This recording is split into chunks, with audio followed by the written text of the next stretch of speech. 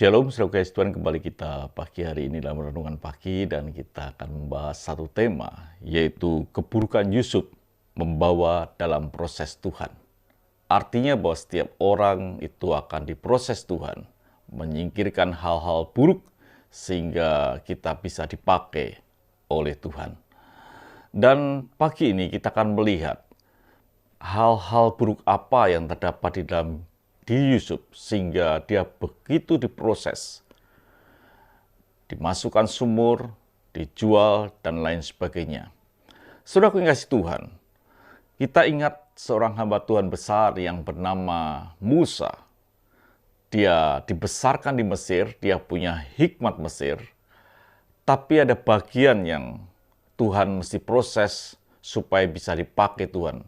Sampai dia harus meninggalkan akan Mesir, lari ke Median, dan setelah 40 tahun dia itu kembali lagi.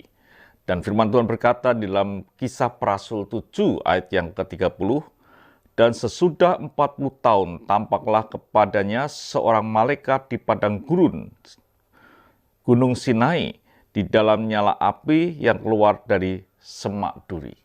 Jadi ada proses yang Tuhan berikan dalam diri daripada Musa. Dan kita belajar tentang keburukan Yusuf sehingga dia layak menerima proses yang begitu rupa sebelum dia sampai pada kedudukan yang Tuhan inginkan atau rencana Tuhan yang Tuhan inginkan. Kenapa kita mesti mengalami proses sebelum dipakai Tuhan? Karena kita tahu, saudara pengasih Tuhan, di dalam Ibrani 12 ayat yang ke-14, berusahalah hidup damai dengan semua orang, dan kejarlah kekudusan, sebab tanpa kekudusan tidak seorang pun dapat melihat Tuhan. Jadi kita diproses karena hal-hal buruk di dalam hidup kita, supaya kita ini bisa dalam level Tuhan, dan kita bisa dipakai untuk Tuhan.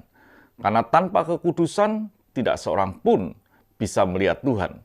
Berarti diproses supaya kita betul-betul hidup kita kudus di hadapan Tuhan, dan kita boleh dipakai untuk kemuliaan bagi namanya. Proses Tuhan akan terjadi supaya kita bisa sampai pada rencananya. Yeremia 18 ayat yang keempat dikatakan, apabila bejana yang sedang dibuatnya dari tanah liat di tangan itu rusak, maka tukang perik itu mengerjakannya kembali menjadi bejana lain menurut apa yang baik pada pemandangannya. Jadi, itu hak Tuhan untuk memproses kita supaya sampai pada hal yang baik sesuai dengan pemandangannya. Kenapa proses itu terjadi? Karena kita adalah orang yang dikasih Tuhan. Kemarin kita belajar tentang Absalom. Dia tidak mengalami proses. Dia mengangkat dirinya menjadi raja tanpa proses. Dan dia masuk dalam pemberontakan. Orang yang diproses Tuhan karena orang itu adalah dikasih Tuhan. Di dalam Wahyu 3 ayat yang ke-19 dikatakan, barang siapa ku kasih, ia ku tegur dan ku hajar, sebab itu relakan hatimu dan bertobat.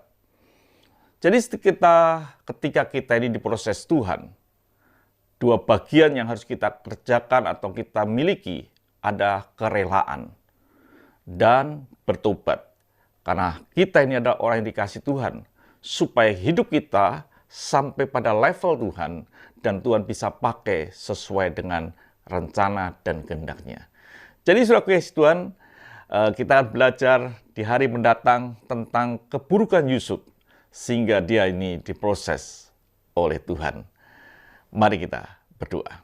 Terima kasih Bapa untuk pagi hari ini, biarlah hidup kami tetap sungguh-sungguh siap diproses, dikikis keburukan kami, supaya kami bisa dipakai menjadi bejana yang mulia. Terima kasih, dalam nama Tuhan Yesus Kristus kami bisa berdoa dan mengucap syukur. Haleluya. Amin. Tuhan memberkati, sampai jumpa esok pagi.